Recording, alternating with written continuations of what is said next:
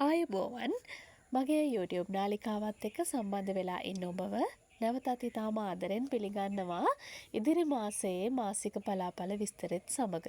ඉතින් ජූලි මාසය 2005 ජූලි මාසයේ කොහොමද තුලා ලග්නයෙන් උපන් ඔබට වැදගත් වෙන්නේ තමන්ගේ මූලිකවම බලපාන විවිධ මාතෘකා ශේෂ්ත්‍රයන් ඔස්සේ කොහොමද මේ ග්‍රහ පිහිටීම් තුලින් අපි අවධානය දෙන්නේ කියන එක තමයි මේ හඩපටය තුලින් කතා කරන්නේ.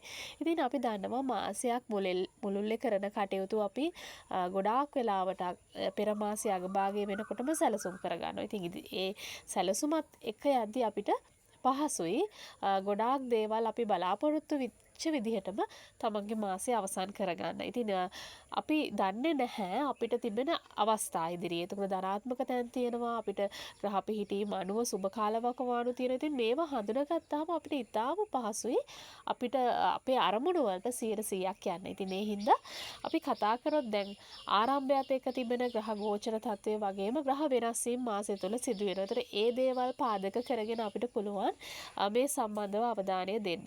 මුලින්ම මම කතා කරනවා තුලා ලග්න හිමි ඔබගේ ලග්නයේ පවතින ලග්නයේ වටා පවතින ග්‍රහ ගෝචර තත්ත්වයත් ඒ අවස්ථාවේදීම මම ඔබට ග්‍රහ වෙනස් වීමක් වෙනවා නම් ඒකත් මුලින්ම පැහැදිලි කරනවා. ඉතින් ඒ ගැන අපි මුලින්ම කතා කරද්දී තුලා ලග්න හිමි ඔබගේ ලග්නයෙන් පස්වැන්නේ රාහු ස්ථානගත වෙනවා. මෙහිදී මාස පුරාවටම රාහු ඒ ස්ථානයේම රැඳී සිටිනවා. ඊළඟට සෙනසුරු ලග්නයෙන් 6 වැන්නේ තවදුරටත් ගමන් කරනවා. නමුත් විශේෂ බලපෑමක් වෙනවා මේ මාසේ ජූලි 13 වෙනිදා සෙනසුරු වක්‍ර චලිතයකට ලක් වෙනවා. ඉතින් ඒකත් එක්කලා එහිදී වක්‍ර වීමත් එක්කලා ඇති කරන බලපෑම. ඊළඟට සිකුරු ඔබගේ ලග්නයේ 8 වැන්නේ ගමන් කරනවා. එතකොට ජූලි 26 දක්වා 8 වැන්නේ ඉඳලා ලග්නයෙන් 9 වැන්නට මාරු වෙනවා. ඊළඟට රවි ගුරු 9 වැන්නේ ගමන් කරනවා. රවි 16 වෙනිදා දක්වා 9 වැන්නේ ඉඳලා ලග්නයෙන් 10 වැන්නට මාරු වෙනවා. බුධ ලග්නයෙන් 10 වැන්නේ ස්ථානගත වෙනවා. ඒත් ජූලි 18 වෙනිදා පසුගාමී වෙනවා. ඒ කියන්නේ වක්‍ර වෙනවා කියලා අපි කියනවා. ඉතින් ඒත් එක්කම 11 වැන්නේ කුජ සඳු කේතු ආරම්භයත් එක්ක ඉන්නේ. කුජ ජූලි 28 වෙනිදා දක්වා 11 වැන්නේ ඉඳලා 12 වෙනට මාරු වෙනවා. ඉතින් මේ පිහිටීම් ටික තමයි අපිට කතා කරන්න පුළුවන්. එතකොට මුලින්ම කතා කරමු තුලා ලග්න හිමි ඔබගේ රැකියාවට කොහොමද මේ දේවල් බලපාන්නේ කියන එක.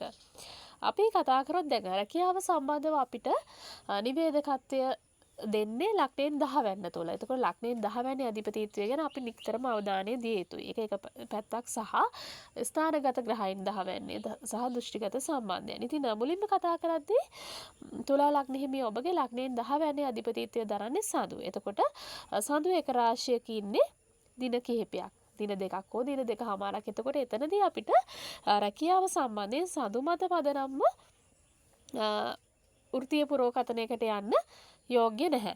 එතකොට අපි එතනදී ගත්තොත් ඊළඟට අපි ස්ථානගත ග්‍රහයන් ගැන කතා කරද්දී ඔබගේ ලග්නයෙන් 10 වැන්නේ බුධ ස්ථානගත වෙලා ඉන්නවා. එතකොට අපි ගත්තොත් ජූලි 18 වෙනිදා දක්වා ඍජු චලිතයක් පවත්වා ගනිමිනුත් ඉන් අනතුරුව වක්‍ර වෙනවා.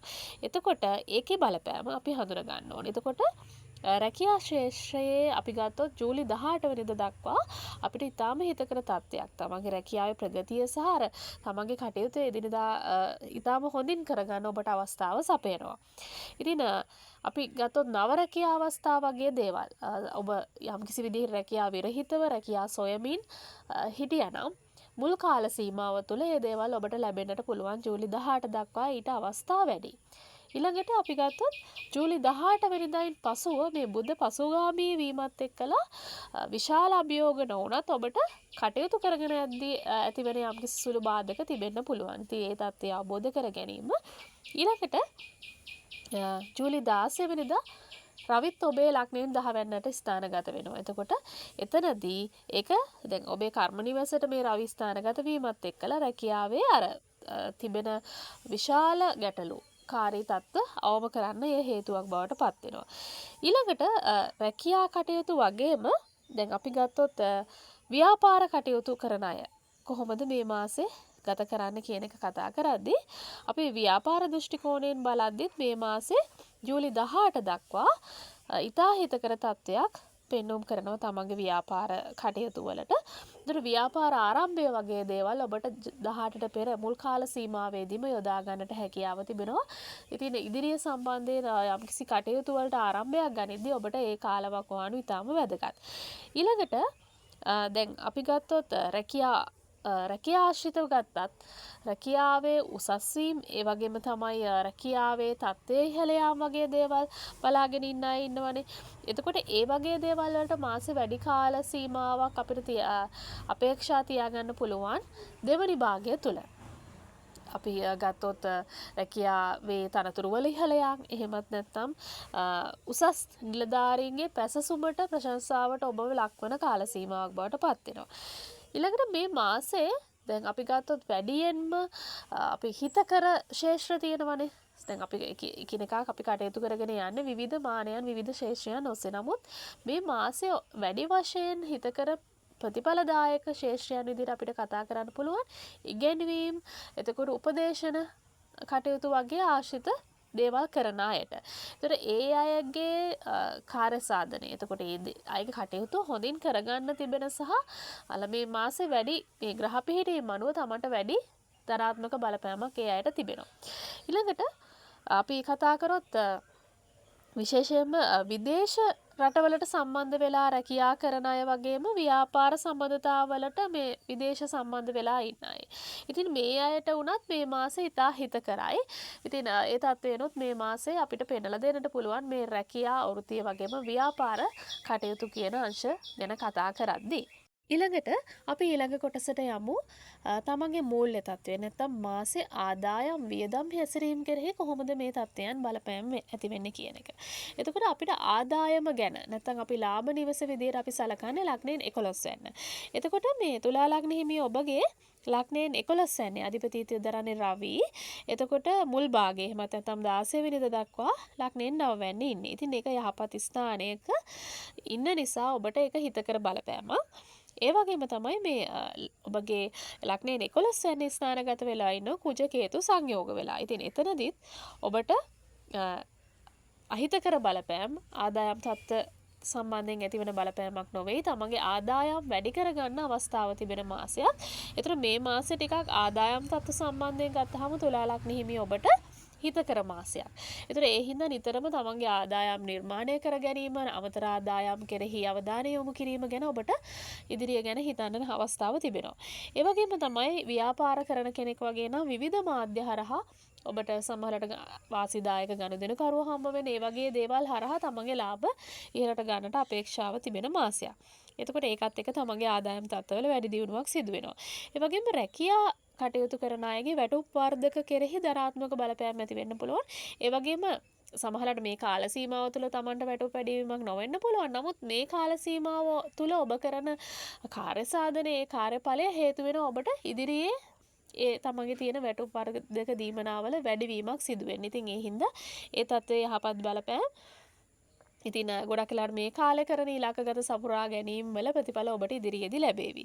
ඒ වගේම තමයි අපි කතා කරොත් ඔබගේ ඉතුරුම් පැත්ත. එහෙමත් නැත්නම් තමන්ට ධනය රඳවා ගන්න, එක්රැස් කර ගන්න තිබෙන අවස්ථාව ගැන කතා කරද්දී මේ මාසේ ඔබගේ ලග්නයෙන් දෙවැන්නේ අධිපතිත්වය දරන්නේ කුජ. එතකොට කුජ ලග්නයෙන් 11 වෙන්නේ තමයි ගමන් කරමින් ඉන්නේ. ඉතින් මේක ඊටාම හිතකර තත්ත්වයක්. අපි ගත්තොත් තමන්ගේ අපි ගත්තොත් දෙවැන්නාධිපති 11 වෙනියේ ගමන් කිරීම කියන්නේ ලාභ නිවසේ ගමන් කිරීම කියන්නේ ඔබගේ මුදල සුරක්ෂිත කර ගැනීමට සහ ඉතිරියක් කරගෙන Tamanට අර්ථවත් ලාභයක් ලබා ගන්නට හැකියාව තිබෙන මාසයක්. ඉතින් ඒ හින්දා ඔබට යම් ආයෝජන ඉතුරුම් සම්බන්ධයෙන් අවධානය යොමු කිරීමටත් මේ මාසේ ඉතා හිතකර තත්ත්වයක් පෙන්වුම් කරනවා. එහෙමනම් ඊළඟට අපි කතා කරමු ඔබගේ ගෘහ ජීවිතය සහ සමබරතා කියන කරුණු ගැන. අපි මුලින්ම කතා කරන්නේ සම්බන්ධතා වගේ දේවල් ගැන කතා කරනකොට ඔබගේ ලග්නයෙන් 5 වෙන්න තුල අධිපතිත්වය දරන්නේ සෙනසුරු. එතකොට සෙනසුරු 6 වෙනියේ ගෝචර වෙනවා. අපි මෙතන සෙනසුරු 6 වෙන්නට හිතකර විදිහට සලකන්නේ. ඉතින් එතකොට අපි ගත්තොත් සමතතා කෙරෙහි විශාල වශයෙන් ගැටලු ඇති වෙන්න තිබෙන ප්‍රවණතාවය අඩුයි.